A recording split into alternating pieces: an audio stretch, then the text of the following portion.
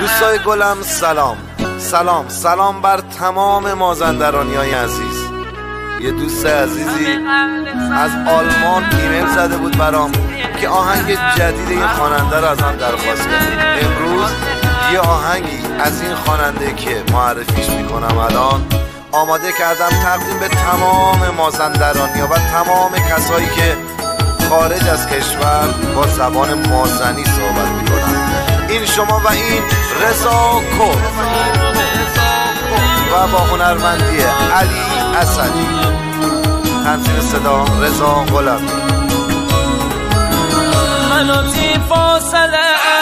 به قدی دریا کنجی ساغلیش به برسی از را تی عکس دکشیمه قشنگ ساغله رو هر موجی که زوه میدن موتو غروب دریا مرقا کنارو ذره ذره جوانی بیتمو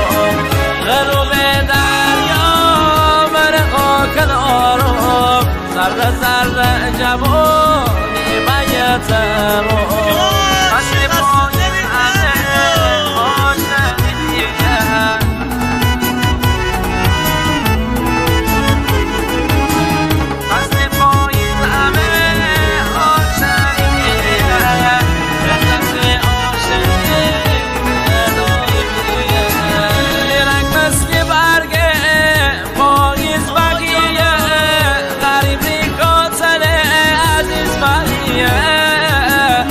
میرم یار بنه کنیز بقیه میدل ترک بخور دریز بقیه حسبی پاییز همه عاشقیه لذت عاشقی جدایی بیه حسبی پاییز همه عاشقیه لذت عاشقی جدایی بیه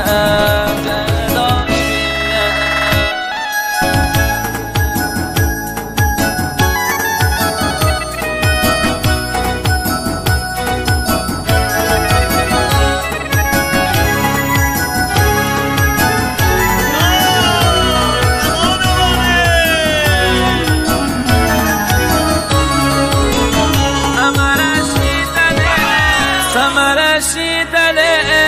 مهمونا کردیه آروم آروم بیدل خونا کردیه میشه شیخ حسیره بارونا کردیه رزاره بیلا ما نشونا کردیه تمی قلب سرده